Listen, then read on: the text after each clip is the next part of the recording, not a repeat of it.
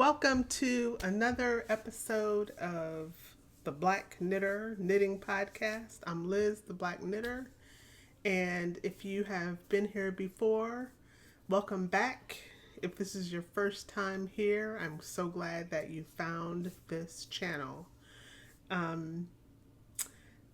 First of all, thanks for supporting this channel by liking and commenting and subscribing. Doesn't cost you a thing, but it helps us spread the word about Black and brown makers, and it helps us spread the word about beloved community, which is what we're trying to create in this space. I'm not here to make money.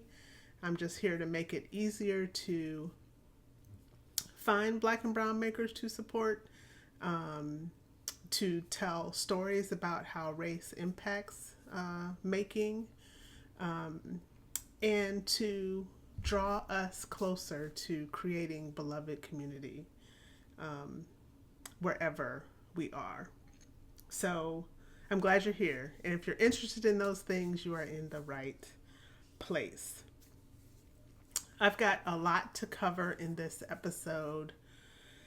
So put your seatbelts on, buckle up. It's probably going to be another long one. I tried to make these only 30 minutes, but this is going to be longer than 30 minutes, I think, because I have done a lot since the last time I was with you. So I'm going to switch things up just a little bit. I am going to start with a limu,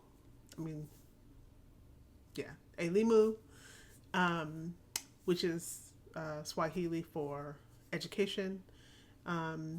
Usually I share habari gani, what's the news, what's been happening. But I want to start with education because it's a pretty sobering topic. I think it's important.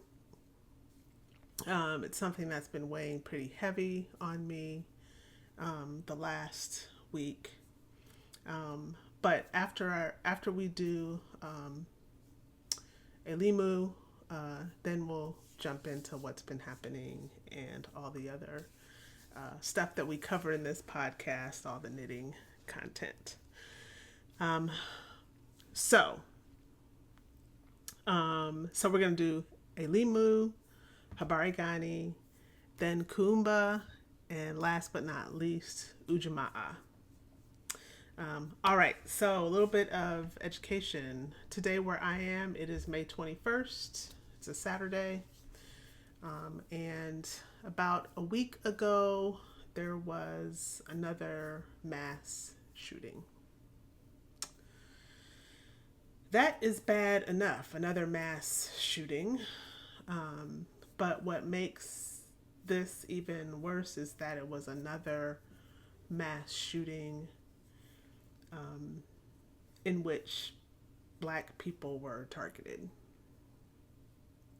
Another shooting that was motivated by white supremacist ideology and white fear. A friend of mine said, Black people are being hunted. I need you to sit with that for a moment. Black and brown people are being hunted. There are white people out there who believe so strongly that black and brown people are a threat, that they're hunting them down and killing them. Sit with that for a moment. Some of you may be saying, "Oh, those people are mentally ill. They're not most white people." I get that, but that's how we like to make sense of these things when they happen. But what's really going on is that most of these men, white men, I want to be clear on that. These are white men. Almost all of these racially motivated mass shootings have been perpetrated by white men. Most of the white men are angry. They're angry that they can't get access to good jobs, jobs that pay well. They're angry that they can't support themselves or their families. And, they're being fed a diet of white supremacist ideology that places blame for what they're experiencing at the feet of Black and brown people.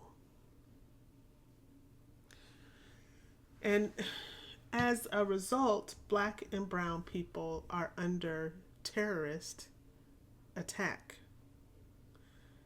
Do you know what that feels like? To worry every time you leave your house that someone might attack you just for living your life. A friend of mine she told me this story just the other day. She said she was in the grocery store with her 5-year-old son. She had put him in the cart, like you do with kids, they have a little seat in the cart. And she said, he's getting taller, he's 5 years old now. And she had a moment after she put him in the cart and started walking around the store where she thought, I would have a hard time getting him out of this cart if somebody came in here and started shooting. So as a result of that, can you imagine having to worry about something like that when you're grocery shopping? And, as a result of that experience, she has decided that she's not going to go shopping with her son anymore. She'll run in and get what she needs to do before she picks him up from school or after she drops him off at home, with her husband. That's terrorism. Another friend is experiencing physical exhaustion from hypervigilance. Hypervigilance is when, as a result of experiencing trauma, and these are traumatic experiences, all of us are experiencing trauma because we see these things in the news, we see video. The person who perpetrated these crimes in Buffalo live streamed them. So the video is out there. So we're all experiencing trauma from these things. But hypervigilance happens as a result of experiencing trauma. And it's when you're in this constant state of assessing potential threats. So it means that she isn't sleeping well. And she's also having a difficult time keeping food down. So she's lost a lot of weight. And it's affecting me too. I'm sure you could tell by my emotional reaction to this conversation. I actually stopped running on the trail in my neighborhood by myself right after Ahmaud Arbery was murdered while he was jogging in a mostly white neighborhood. I decided to do that because the neighborhood that I live in is mostly white. We have a neighborhood group on Facebook, and the people in my neighborhood, mostly white people again, are always watching what's happening. And they have, on more than one occasion, called the police on a person who lives in the neighborhood who was of color because they looked suspicious. It's crazy. I have, as I've mentioned on this podcast, had trouble with my own sleep. And since this latest shooting last week, I've been having trouble again. Not surprisingly. I've also been having trouble with forgetfulness. Leaving things out on the counter after I take them out of the fridge. putting something down and not remembering where I left it. I couldn't find my mug at work earlier this week. And so I sent a message out on Teams saying, has anybody seen my mug? I can't find it anywhere. I was just like totally discombobulated. And turns out I left it in the sink, which is right outside my office. And the person that saw it in the sink washed it out and put it up in the cupboard above the sink. I don't remember even putting it in the sink. I have no recollection of that, which is probably why I couldn't find it. I didn't think to look in the cupboard because I didn't remember that I had taken it to the sink. And the other day I almost missed the doctor's appointment. I knew I had it. I got up early because I always do my doctor's appointments really early in the morning so I can get to work on time. Knew I had it, got up early for it, and still almost missed it because I totally forgot about it. If you are a Black or brown person, you are probably experiencing some of these things. So please take care of yourself. Do whatever you do. Do whatever you need to do to stay safe. I'm having a hard time articulating today. But this is upsetting stuff. Do whatever you need to do to protect your mental health. Whatever that is. If you are a white person, I need you to take some action. I need you to start having conversations with friends and family about how dangerous white supremacy is. I need you to understand that the things that some of these Republican politicians, and yes, I'm going to talk about politics. You can't deal with race in America without talking about politics, because the way that politicians, particularly conservative Republican politicians, are using race to divide us. So if you, I need you to understand that Republican politicians are spewing these dangerous ideas, that on Fox News, they're articulating theories that are white supremacist theories, like replacement theory. You've probably heard about it in the news. They put these ideas, these messages, put Black and brown people at risk. What happened last weekend is just one example of that risk. And, I'll also say this. If you are a watcher of Fox News, if you vote for these politicians, if you remain loyal to the Republican Party, you are allowing these ideas to spread, to gain legitimacy. You're putting Black and brown people in harm's way. So if you're a white person, you have to talk to your people about these things. You have to call them out. And I would challenge you to share some of the resources that I've shared in previous episodes. Share with them some of the resources that you may have found in your own education about race. Let them know that we have more in common than they realize. Let them know that, we all want to be able to exercise our constitutional right to pursue happiness. Let them know that God's plan for us is that we live together in beloved community. that we're supposed to take care of each other, that we're supposed to show love for each other. I am trying really hard to hold on to hope. I'm trying really hard to hold on to love. But times like this make it really difficult.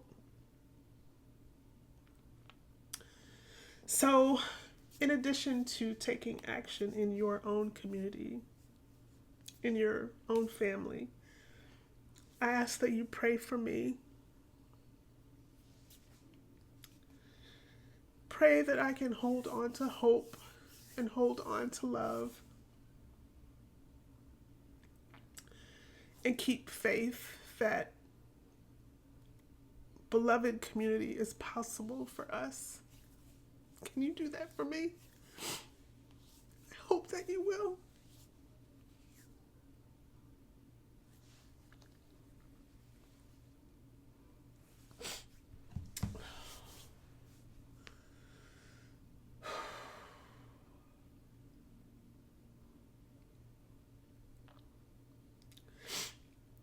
Thank you for your prayers.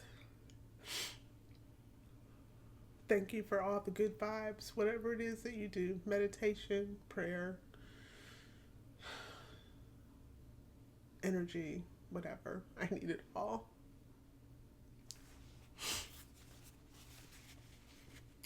All right, so Habari Ghani, what's the news?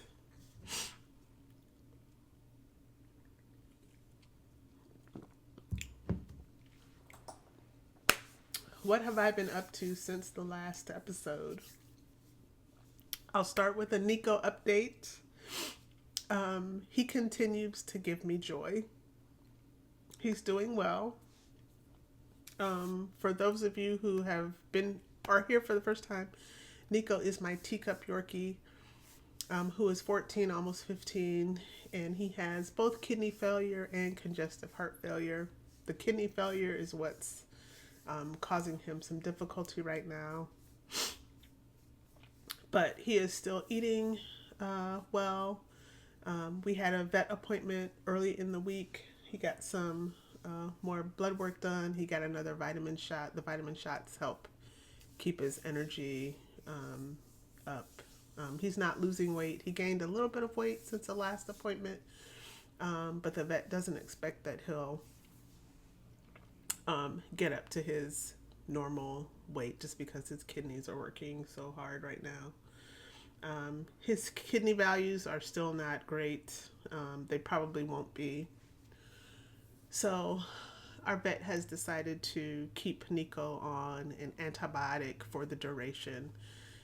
He said that it's been his experience that when animals are in kidney failure, that it's better to keep them on an antibiotic because if they get any kind of little infection, it really makes them go downhill really quickly. So we're going to keep him on his antibiotic and just continue to enjoy his company for as long as he's feeling okay. He's starting to really exhibit some signs of arthritis pain. And so we have to, I think, start dealing with that. So the next time we go back to the vet, we have to go back in a couple more weeks. I'll talk to the vet about options for arthritis pain. So if you have a dog who has experienced painful arthritis and you have some tips, let me know. One thing that seems to help him is warmth. So, when I have him in my lap, I keep him wrapped up in a blanket or my sweatshirt. Sometimes I'll put my heating pad in his bed. He really likes that. Don't worry. I'm very careful. Don't want him to get burned. But that seems to really help him as well. So any tips or tricks you have about arthritis, let me know. But he is doing well, and I thank you for all your good thoughts about Nico. He's actually sleeping in the other room in his bed. I didn't have the heart to wake him up to bring him in here to show him, but maybe I'll put a little clip of him sleeping in here somewhere. Graduation last week before, can't remember how long ago it was really, really nice. Our cultural graduation ceremony was really lovely. I'll put a couple of pictures in here somewhere so you can see some of that. You can see me in my regalia.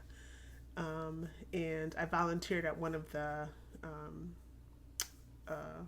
university ceremonies. That was also a lot of fun. It's nice to see graduates and their families just so happy and thankful that they've accomplished this really big goal. So that was a lot of fun. We're gearing up for a number of summer programs that we'll be doing. But we also get to work from home a little bit in the summer, which is nice. So actually all this coming week I'll be working from home. That'll be great.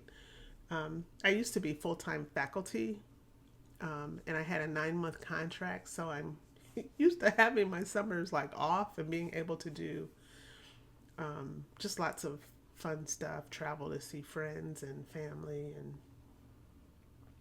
just really focus on things that I enjoy doing as opposed to work. Now that I'm an administrator, I work 12 months out of the year, so maybe one day I'll be back to being a full-time faculty member. I really miss having my summers off, but being able to do some work from home is nice in the summer, so I appreciate that. It really is a privilege to be able to have that flexibility, so I really appreciate it. I submitted the grant that I was working on the last time we talked. I've got another one to submit actually in a couple of weeks. That one kind of was unexpected, but we're going to try and go for another one. But I'm also planning on taking some vacation here and there over the summer. I actually took some vacation a couple of weeks ago, right after I submitted that grant, just to, refresh, renew. And I used some of that time to go to the Maryland Sheep and Wool Festival. First time I had been there. It was a lot of fun, and I will tell you about that. It was overwhelming. It was fun, but it was very overwhelming. I haven't been to very many fiber festivals, just a couple. And this one was really big. There were a lot of people. There were a ton of vendors. So I have a cousin who lives in Baltimore, so I stayed with him. The Fiber Festival is at the Howard County Fairgrounds, which is in Frederick, right outside of Frederick. So it's about, 30, 45 minutes from Baltimore. The other thing that was happening, so I drove in on Friday, and on my way, I stopped in Frederick because I wanted to check out the opening of the Magpie Fibers flagship store there. And I needed a break from the road. The weather was terrible. I go to Baltimore pretty frequently, and I have never driven with the weather that bad. I've driven in snow. I've driven in rain. It was raining. It was raining so much. It was really difficult driving. So I was like just tense the whole way. So by the time I got to Frederick, I was exhausted. But So it was nice to get out of the car for a little bit. I went to the store. I'll show you some of the things that I bought later, but I got to see Adela and Jimmy and Lola from Lola Bean Yarn Co. That was kind of cool. Andrea Mowry was there. I saw her. I was able to take a picture with Tie Dye Diva. If you follow her on YouTube, she's got a great podcast. And I also saw a subscriber, Dorothy, who is Knit, Knot, and Weave on Instagram. And I saw Dina, who is Veggie Knit Mama on Instagram. That was fun. The store is really nice, and I'll insert some footage here that I took at the store and some pictures.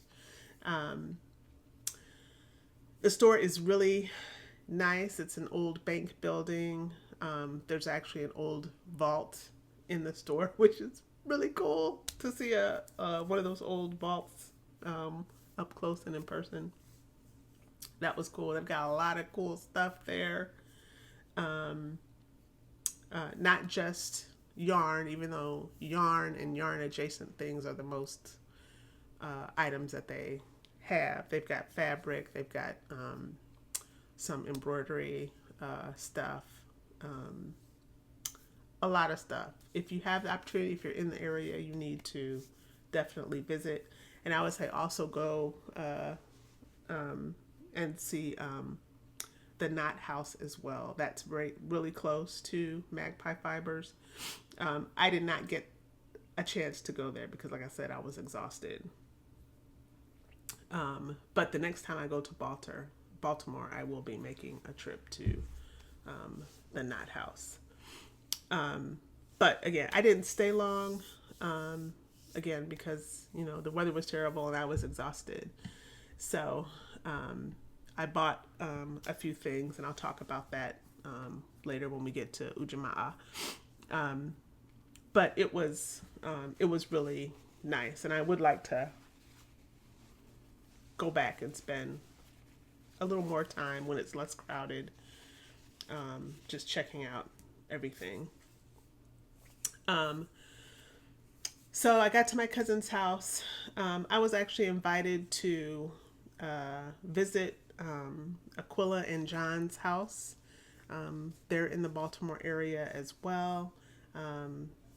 They're the Lefty Knitter podcast, and have become great friends. So I was invited to their house, but I didn't go because, again, I was exhausted. I got to my cousin's house. We got some food, and I went to bed. I was so tired. So I did get to see them the next day, which was really, really nice. So I got to hang out with them for a while. I also got to hang out with some other podcasters on Saturday. Chevis of Chevy Rel, she gave me a grab your drink coaster. She was passing those out. That was cool. I saw Tie Dye Diva again. Tammy of Cinematic Skeins was there. Barbara from Flame and Fiber, I got to meet her. Hey, Barbara. That was a lot of fun meeting those other podcasters. And I also got to meet some of you, which I really appreciated. So Dorothy, I saw her again. We got to talk a little bit. I'm going to talk about that some more in a minute. I got to meet Valerie. Hey, Valerie. A faithful subscriber. She gave me a lovely, lovely gift. And I'm going to show that to you later as well. Hey, folks. This is Editing Liz here. I forgot to mention one person who I got to meet at Maryland Sheep and Wool. That's Jessica from Biscuit Rising. That's her name on Instagram. She also has a podcast that's pretty cool. So you should check her out. But it was great to meet her as well. I saw Adela and Jimmy and Lola again walking around. Um, and they were actually walking around with Gail Gillespie, that's Gigi, on Instagram. She was there with her daughters. So it was nice to see her in person. I didn't get any pictures of most of these people. I don't know what I was thinking. It was just too overwhelming. I did get a picture with Dina on my way out. We saw each other when we were leaving. And so I got a picture with Dina. I got a couple of pictures, and a bunch of people took pictures. So that was really cool. But I wish I had taken some more pictures. I took a little bit of video, and I'll insert it someplace. I don't know if I'll insert it here or at the end, but I'll show you the things that I saw while I was there. I didn't spend a whole lot of time taking video. Again, it was really overwhelming. I don't know how else to describe it. So I would love to go again next year. Now that I kind of know what it's like and be a little more prepared. I had a list of vendors that I wanted to see when I was there, which I did. So I was organized in one sense, but I knew there were going to be a lot of vendors there because I saw the list. That's how I found out, the few that I wanted to make sure I got to. But I would like to be able to go and take more time and maybe go on Sunday as opposed to Saturday. I've heard Sunday it's much less crowded, although it wasn't as crowded as it typically is on Saturday because of the weather, because the weather was still pretty crappy. But now that I know, I would like to go back and spend more time there. So if you haven't had a chance to go, you should definitely put it on your list of fiber shows. It's a good one. But it was really nice to see people face to face, to experience the festival. I did wear a mask almost the entire time. I really only pulled it down for picture taking because there were a lot of people there. And COVID is on the rise again, in case you didn't know. So again, if you haven't had a chance to go, I would definitely recommend going.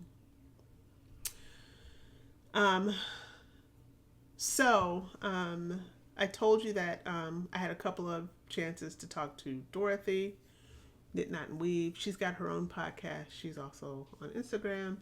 She's from the Baltimore area. Knot House is her local yarn shop. And we talked about me coming to the Knot House the next time I'm in the area. I'm in Baltimore pretty frequently. I go there a few times a year because I have family there. But we talked about the possibility of me doing a knit night there. I think that would be a lot of fun. Are any of you in the Baltimore or Frederick area? Let me know if you'd be interested in joining me at the Knot House for a knit night. Let me know in the comments. I think I would love to have a beloved community knit night with some of you. So let me know. And even if you're in the Cleveland area and you think that would be fun, let me know. Because I could always talk to my local yarn shop owner about having a knit night there as well. So yeah, just let me know. I think it would be fun. Speaking of being in the Cleveland area, I am planning on going to the Great Lakes Fiber Show next week. It's the 28th and 29th of May. I haven't been before. I was going to go last year and the weather was just terrible, so I decided to stay home. But the other thing that kind of gave me pause about going is that, as is the case with a lot of fiber shows, it is in a very white and very conservative county in Ohio. So I'll be taking my husband with me. Remember what I said earlier. I have to be concerned about my safety in these kinds of spaces. People may make assumptions about why I'm there in that mostly white space. And, given what's been happening around the country, I have to take precautions. All I want to do is go and enjoy the sheep and the vendors and seeing some of you, eating some good fair food. But the experience of attending that show will be overshadowed by concern for my safety. So I'll say it again. Pray for me. Pray for my safety. Pray that the festival will be a place of beloved community for all of the people who choose to attend it. So that's what's happening, or what will be happening. Should be fun. All right, Kumba. Let's talk about some knitting I've been doing. So, I actually have some FOs.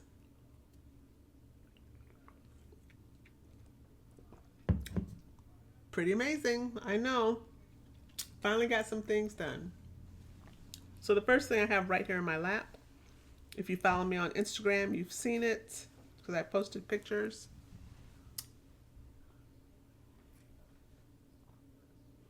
It's done.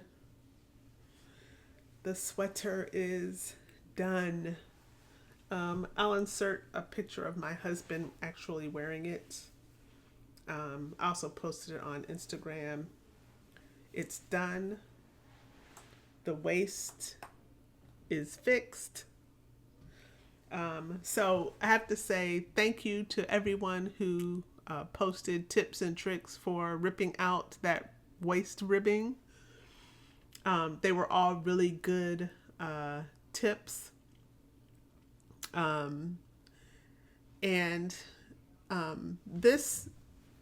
This yarn, even though it looks really nice, it feels really nice because it has alpaca in it.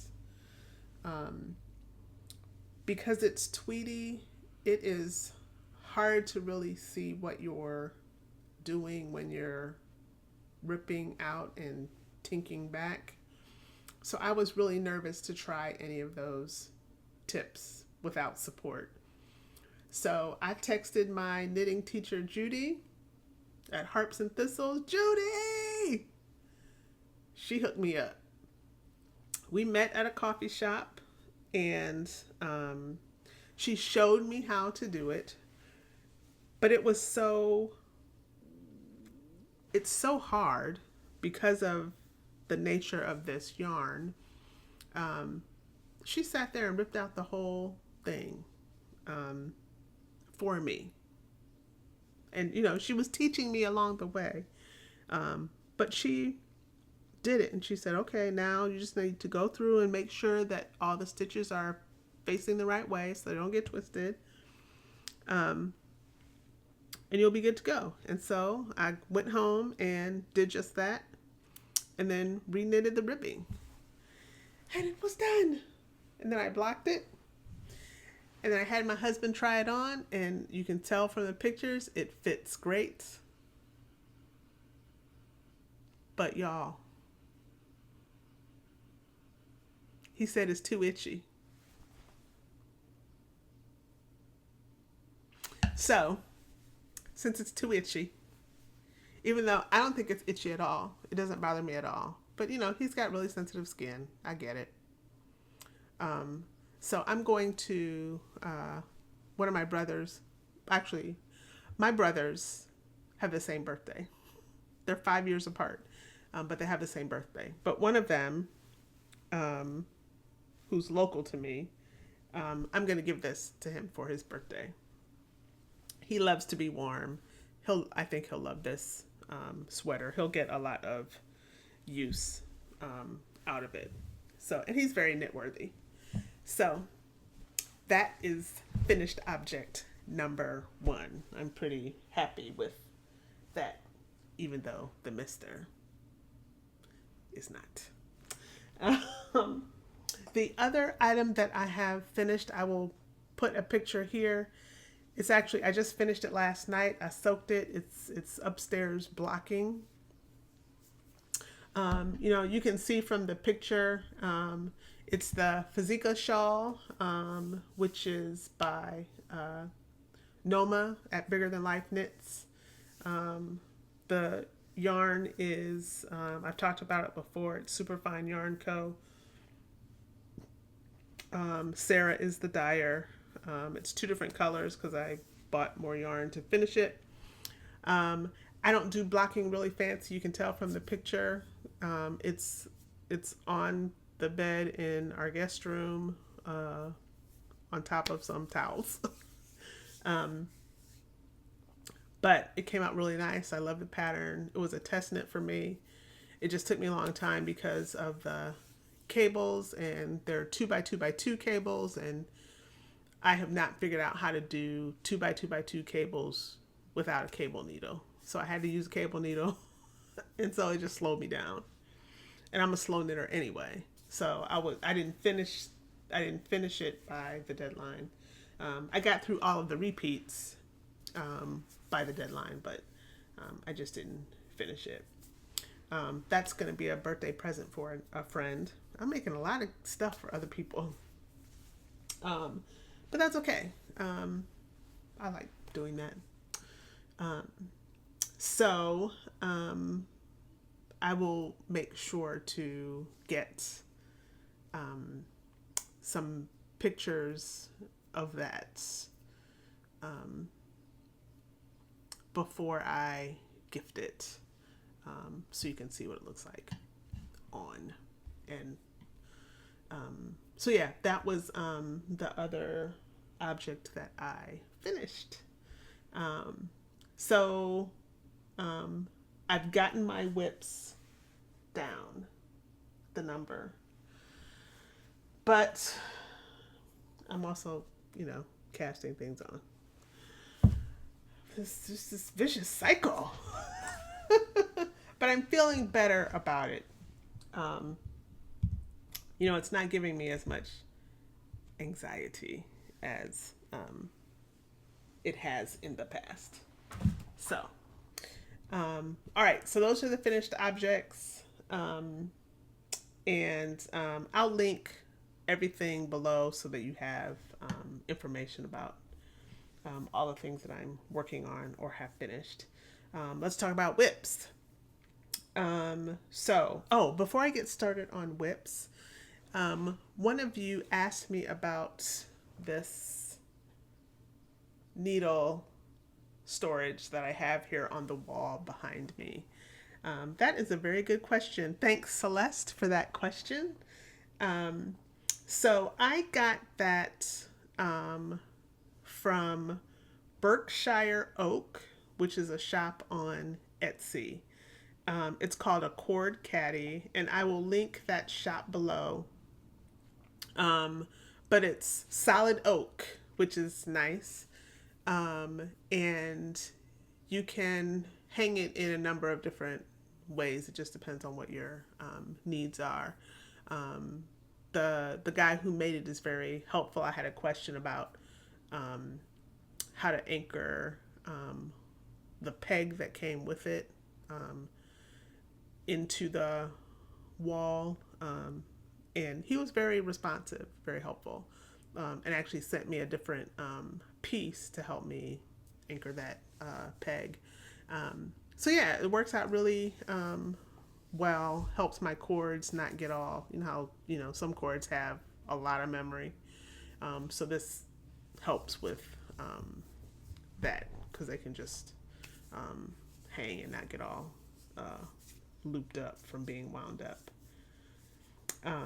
So yeah, that's the cord caddy. All right, so whips. I will start with, I told you guys last time that I made an impromptu decision and joined a class that Judy, my knitting teacher, was doing for a pattern that I've made before, that I really love. It's the Night Shift Shawl by Andrea Mowry. So let me turn around the right way. So that's where I am. I'm just going to keep doing the repeats. You can kind of see you can kind of tell what the repeat is there. I'm just going to keep doing the repeat until I run out of yarn. And the pattern is written in such a way that you can use a little bit of a bunch of different colors. I'm just using 2. These are JewelSpun by Sirdar. It's Sirdar JewelSpun. The colors are Glacier. This is Glacier. And this is Nordic Noir. Funky names, right? But they're working out really nicely together. And I've decided this is going to be a gift for a friend. I have a lot of birthdays coming up. I got 2 friends who have birthdays in July. My brother's birthdays are July. So I'm doing a lot of gift knitting right now. So that is the first whip. The next one, I have not done much on this because I was focused on getting, sorry about that. I was focused on getting the sweater and the shawl finished so I could get some things off the needles.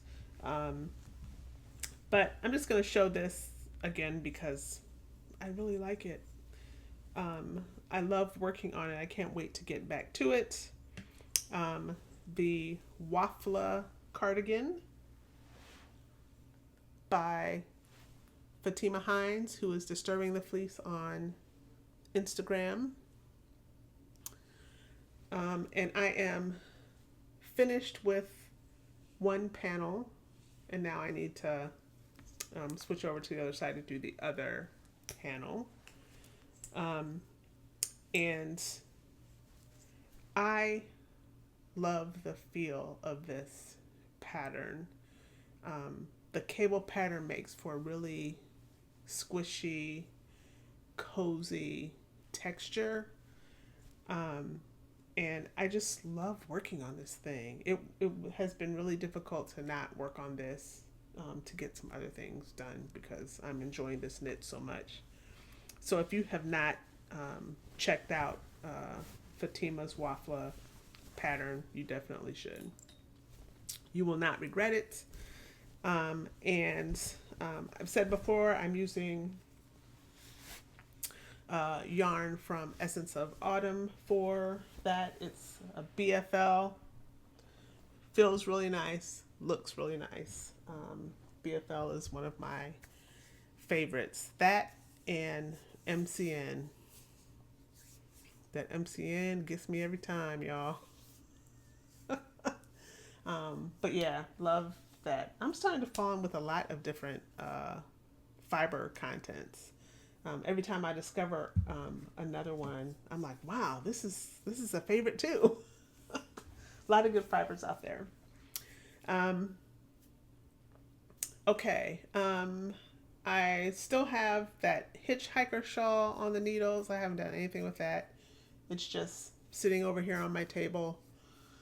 And I'll get back to it there's really no hurry for that. The person that's getting that doesn't know it's coming, and it's not for any particular reason. It's just the colors are her sorority colors, and when I got the yarn, I thought of her, and so I'll get it done when I get it done. It's a really easy, mindless knit. It's good TV knitting, but I've been using the night shift shawl project for my TV knitting the last couple of weeks since that birthday is coming up. All right, what do I want to talk about next? So one of the reasons I wanted to get that single malt sweater off the needles is because I wanted to start the sweater that my son had requested. Thank you guys for all of your suggestions for patterns. We actually found one that's more like a Irish sweater that he really likes. It's got a lot of cabling on it. And it's called the Sabin Sweaters by Megan Babin. And again, I'll link the pattern below. I'm using Knit Picks Wool in the Andes for this. He picked the color. My son picked the color. It's Amethyst Heather. It's a really pretty purple. And I haven't gotten far on this yet.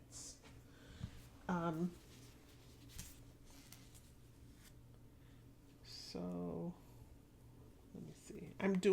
I started the sleeves. That's where you start with this pattern. And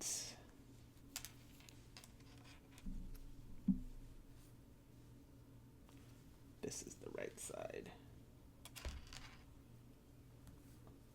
So not far at all. So just started.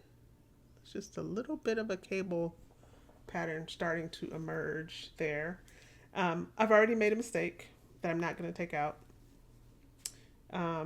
I missed a cable pattern on one of the sleeves. It's fine. Nobody's going to notice but me. But this wool of the Andes is really nice. It's really woolly, but my son really likes that.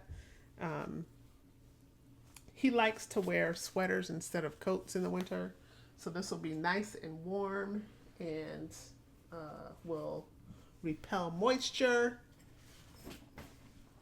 So I'm looking forward to getting that done.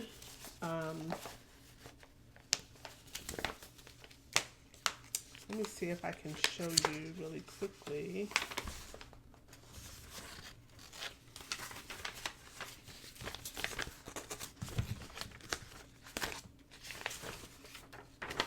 Get to the front page here. That is what it looks like. So it's going to be good.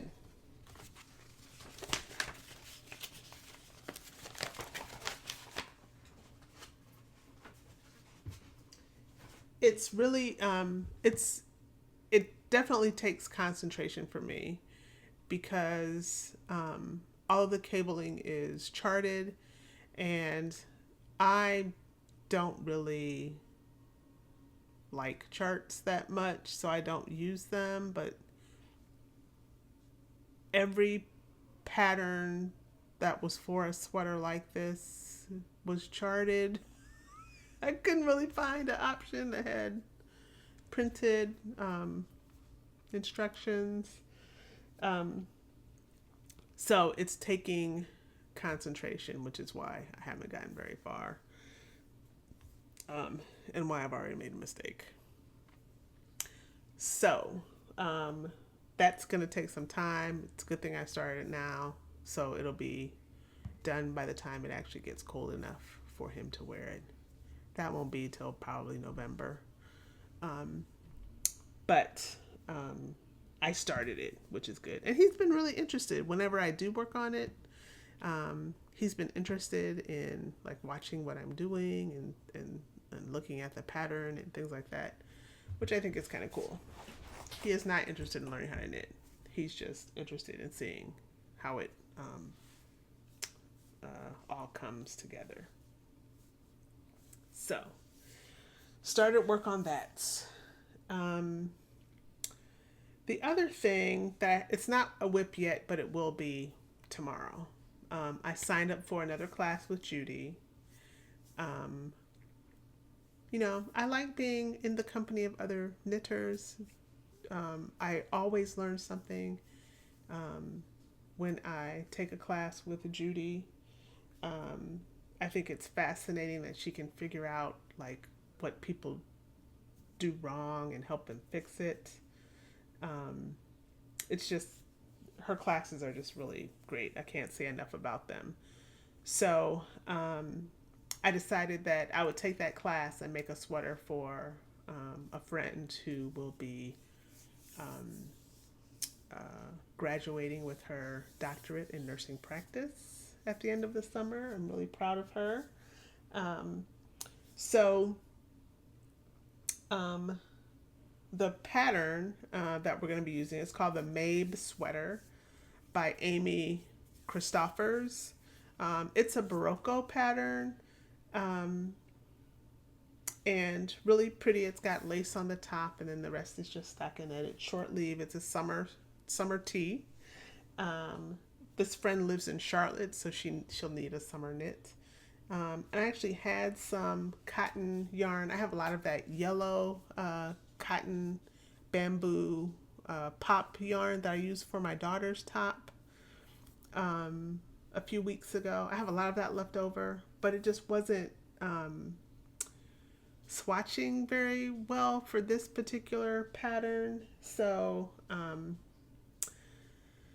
I went to my local yarn shop yesterday. I'm trying to knit for my stash, but that was the only cotton I had, and it just wasn't working. So I had to go get some. I know. So, and I had to get it because the class starts tomorrow, so I had to swatch and get it. Get the swatch blocked and all of that. So I'll show you the yarn first. This is, the company is Three Irish Girls, and this is a cotton rayon sport weight. It's 60% cotton, 40% rayon. The color is called Not a Cloud in Sight. It's this really pretty blue.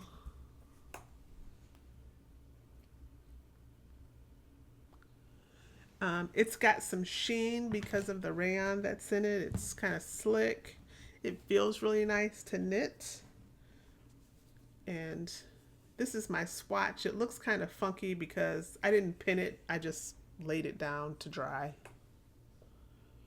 But I like the drape.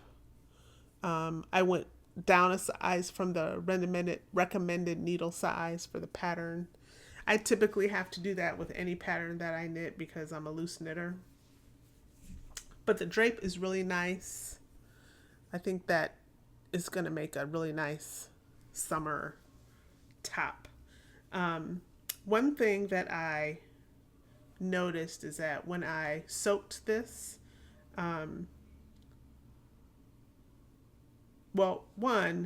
it didn't spread out very much. So it didn't change much from the pre-blocking size, which is good. It lost some dye in the soaking. So when I soaked it, the water turned blue.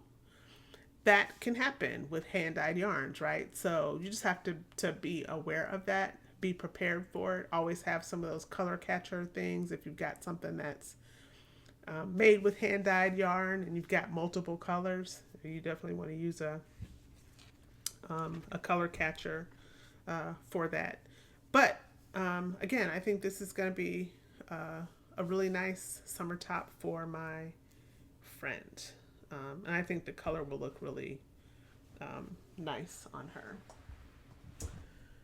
So that is that whip.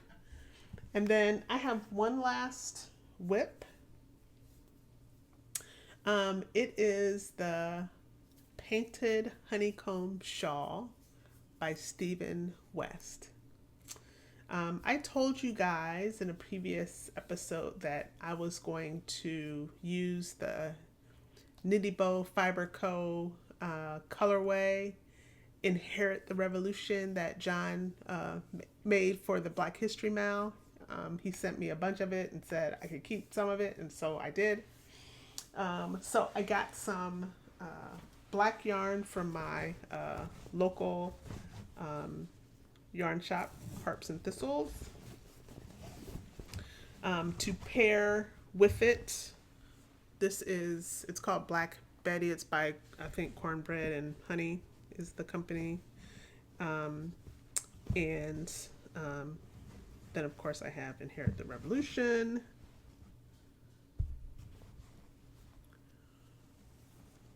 This beautiful, beautiful colorway. It's got some sparkle. I don't know if you can see that. It's got all of the Pan-African colors in it. Look, John did a really good job on this colorway. And I'm in the middle of a row. I just got started on this really recently, so I've just got the border started. And look at that. That's gonna be so nice. So this is for me. This is not gonna be a gift. I'm just gonna take my time with it. I want it to be really good. I don't want to make any mistakes, so I'm just going to take my time. I just think that pattern is going to show off this colorway really beautifully. So that is the 5th whip that I have. 5 is better than what I had. I think I had 7 or 8 before. So I'm going in the right direction, right? I'm not counting the hitchhiker shawl because I'm not working on that right now. That's okay, right? All right, so I'm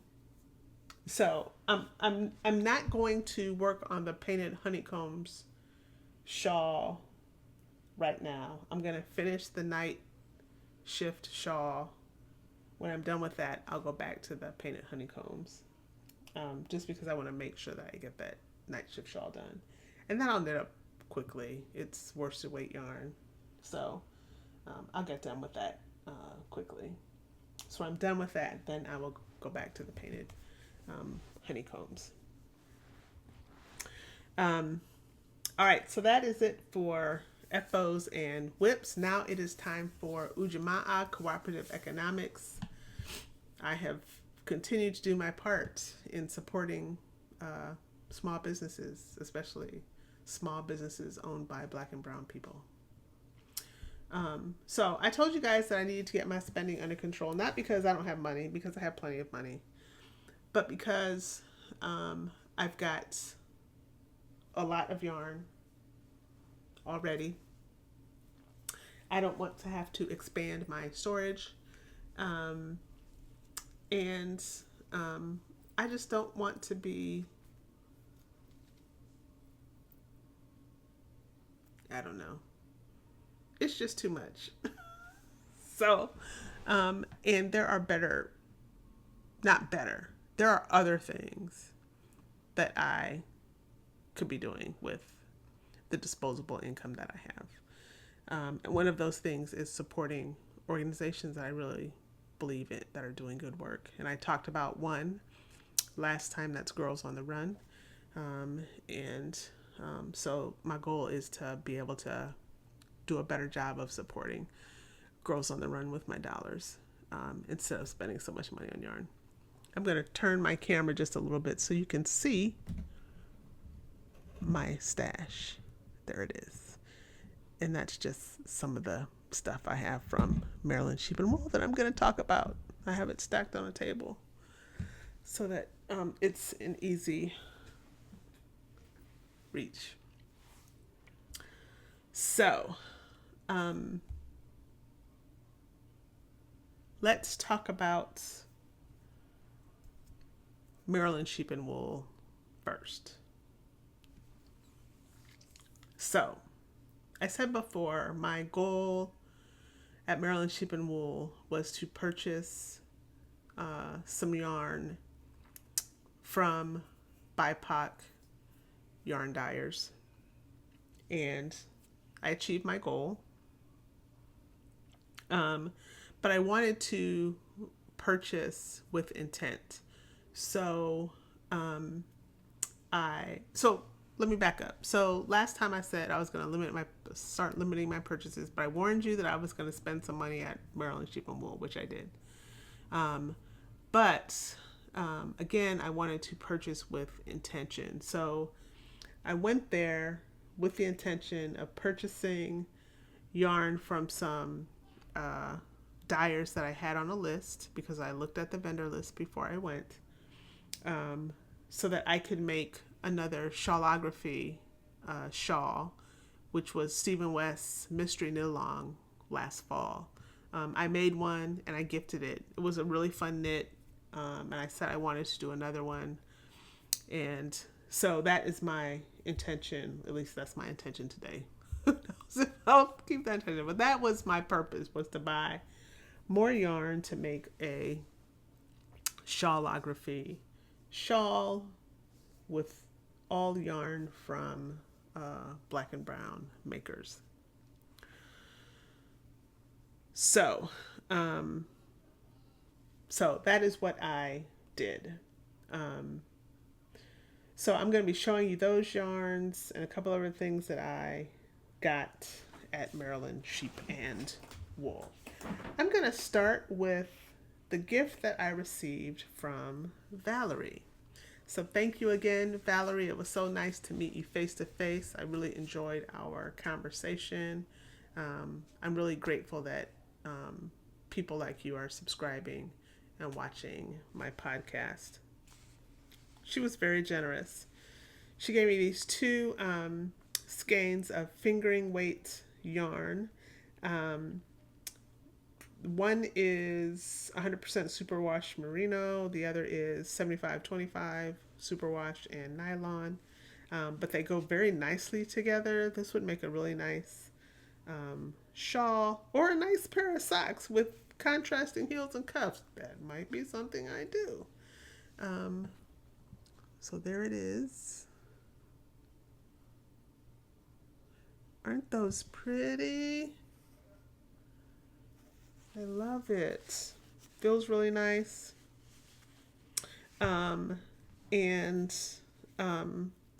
She made me a couple of stitch markers. And I'm not going to pull them off of the skein because I want to keep them on there for now. I'm going to just see that. So this one is a cross, very appropriate for me. And this one says do good. She made these. Aren't those nice? I love them. So again, thank you so much, Valerie. I love it. I probably will make some socks with these. That would be really nice. But yeah, this is really nice yarn.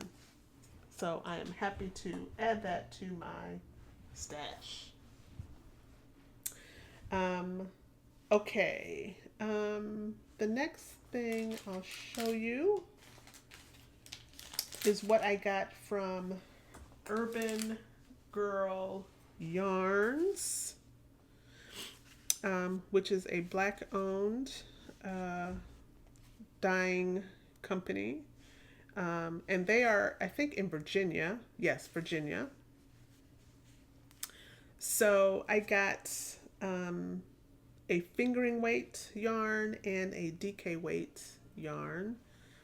So this first one is called Virginia. This is the fingering weight. It's 480 yards, 125 grams. It's a 2-ply. It's 90% superwash merino, 10% nylon. Really, really pretty. It's got orange and yellow and that creamy white.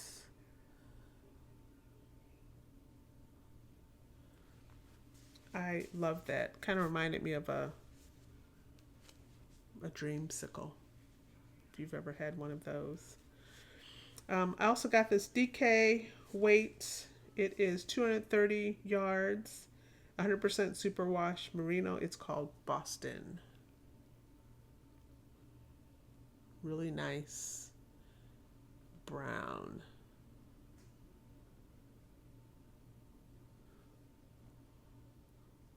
I love those tones of brown.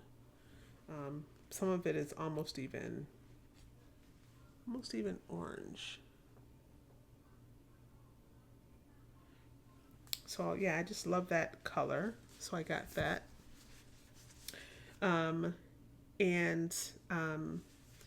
This is going to go into the shawlography shawl. And this I got just because I don't have a lot of DK weight yarn, so I wanted to have another skein of DK in my stash. And I also got a t-shirt.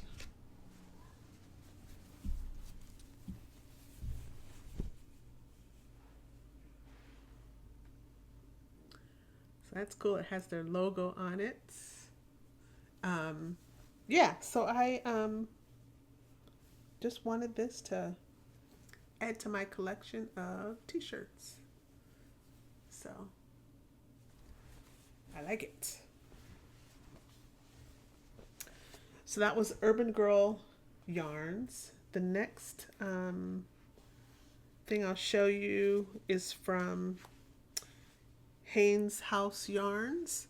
Hinds House is a dyer that is in the Baltimore area. Another Black-owned yarn company. And they had a little bit of trouble at the festival. They were in one of the outside areas in a tent, and they set up all of their stuff on Friday night, and they came in Saturday morning, and a lot of it there was, the weather was terrible, and there were storms, and it was windy, and some of their racks got blown over, and so when they got there, it was all sitting in water. So they were offering some skeins at a discounted price because they were wet. So I got these really pretty blue.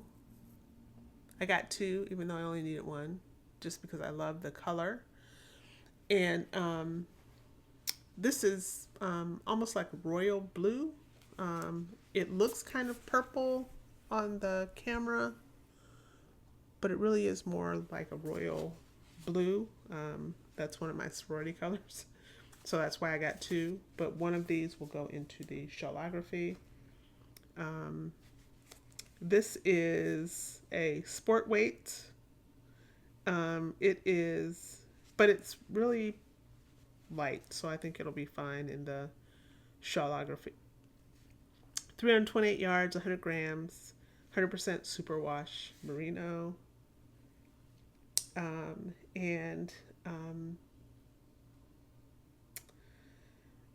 Terry at Hinds House, she's the dyer. She always has these little sayings on her skeins. It says, Sydney Carton, it is a far, far better thing that I do than I have ever done. It is a far, far better rest that I go to than I have ever known. And it says the Affy colorway story is Sydney's sacrificial love is so moving and heartbreaking. So she's really into story. She is a writer herself. And so her colorways are inspired by story. So very nice color. So love those.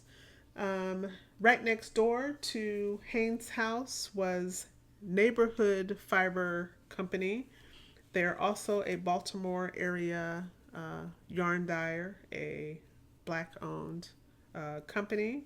And this yarn is 100% organic merino. A lot of their yarn is organic, which is pretty cool. So this is 400 yards of 100% organic merino. It's called Studio Sock is their base. The color is Edgewood, and it is this deep, deep green. It's actually looking a little blue on the camera from what I can tell, but it's a deep, deep green. Love that. That's going to go really nicely in the shawlography shawl.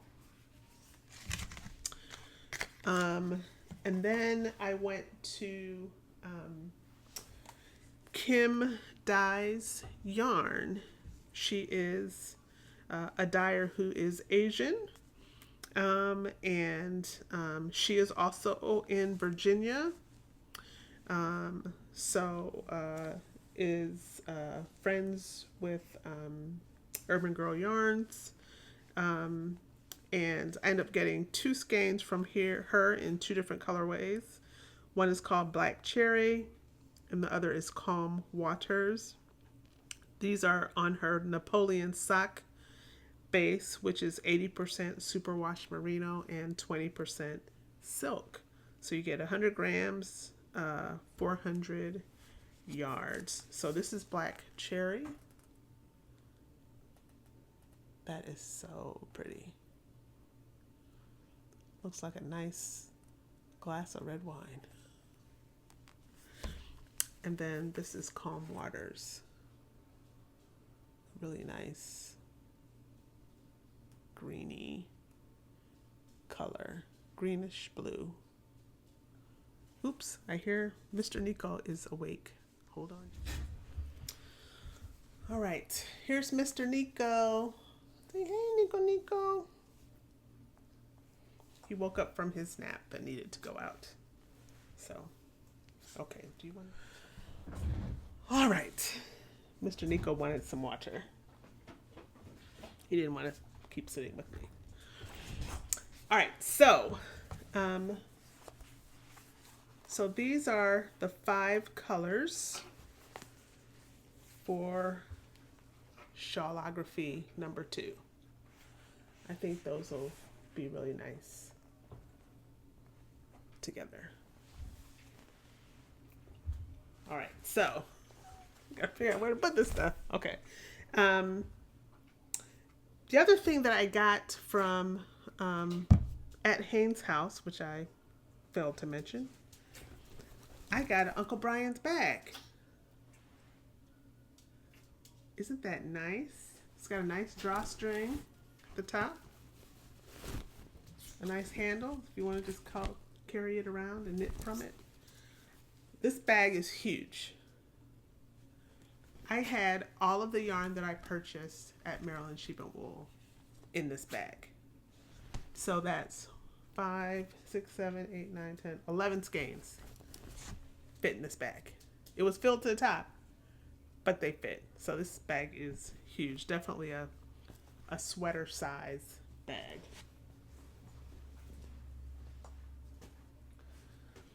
So if you have not checked out Hinds' house, you need to.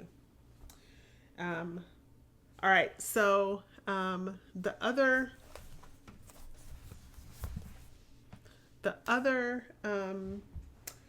shop that was on my list was Middlebrook Fiberworks, which is Anne, who is another Asian maker. She has her own farm, and the yarn that she had for sale came from the sheep on her farm, which is really cool. And the colors are natural, which are really, really nice. So the first one, she had, and these aren't for the shawlography. I was going to get another fingering weight from her, but I just loved the feel of this fiber, and the weight of it. I'm not sure what I'm going to make with it, but I just really love it. And so it's a sport DK weight. So this is the first color I got. I got 2 skeins of this. Look at that. Oh my gosh. This is called Vintage number 8. It's 40% Shetland, 40% fine wool, 10% silk, and 10% Rami. I think that's how you say that. Really, really nice. Love the color. It's this light brown. Love it. And then I got another vintage number 8 that's in this creamy white color, and the content is the same. Really, really pretty. So these go very nicely together. That would make a really nice striped sweater.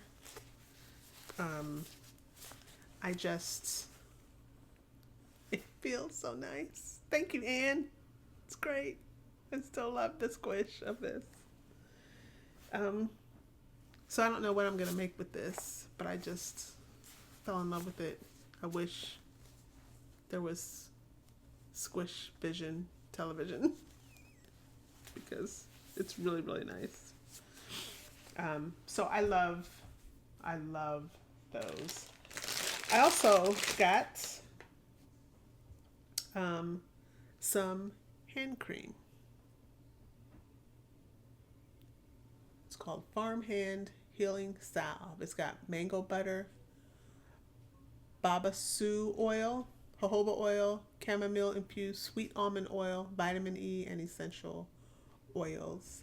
It is certified organic ingredients. I don't know if that's gonna focus, but it smells really nice. And I love lotions. I love to keep little things like this in my notions bags so that my hands aren't dry, because dry hands can snag lotion, and I just don't like having dry hands. So those were all of the purchases, yes, that I made at the Sheep and Wool Festival. I made some purchases at Magpie Fibers. Here's the bag. Isn't that a nice bag? So,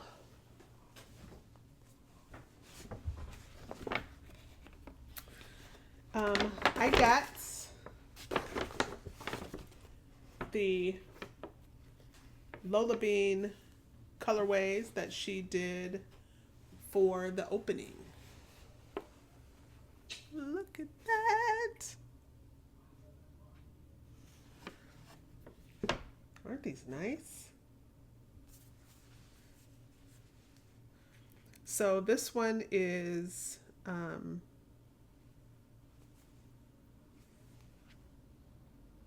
Black Beaver. Love it. And it is 60-20-20 merino, superwash merino, yak and silk, it feels really nice. Really, really nice. This other one is Corvidae. I think that's the name of the color. Same base. Look at that. It's like gray and brown, a goldy copper kind of color. It goes really well with the black beaver. So I got both colorways because I'm going to make a really nice shawl out of this. This is going to be really nice on the neck. Put that silk and that yak. Ooh, and the colors are just fire. Adela can dye some yarn, y'all. So I love her stuff. I got one of the beaver pins. Apparently this beaver thing is a thing. Y'all that know something about it, let me know. I just got the pin. This is the spicy pin. That's why I got it, because it says spicy. I just like that. It spoke to me. So I bought that. I also bought a magpie fiber color. This is MCN. It's called Spicy Beaver. And it actually goes really well with these Adela colors, these Lola Bean Yarn Co. colors. So I think all three of these are gonna be together in a shawl. I think this would make a really good shawl that I made in a class, and I can't think of the name of the shawl. I'll put it on the screen here. But that shawl takes 3 different colors. This will be great for that. So I might do that with this. I love that combination. And this colorway is, yeah, I said that, MCN. Love me some MCN, y'all. I told you. And then the last thing I got at the Magpie Fibers store was another t-shirt. Had to add to my collection.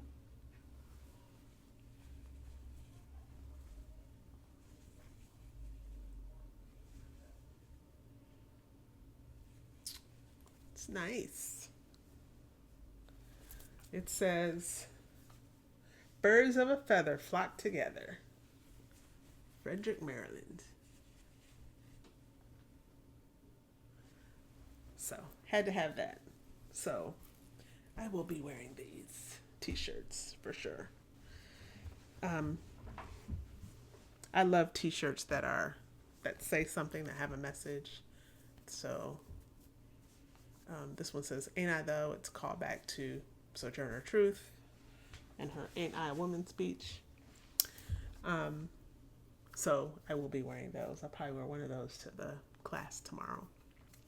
I have one more purchase. I told you that I went to my local yarn shop to buy that cotton yarn for the class. And they are currently having a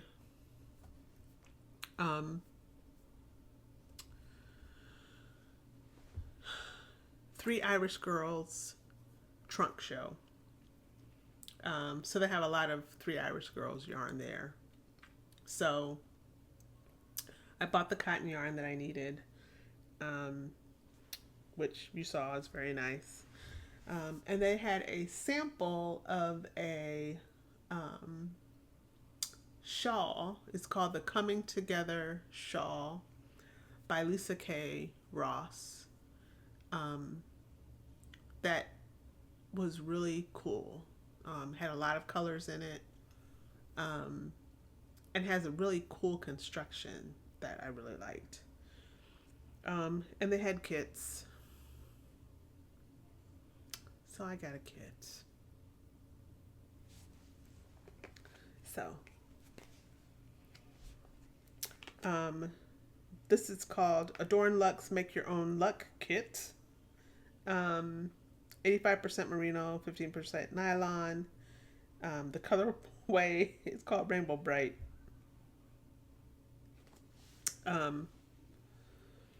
So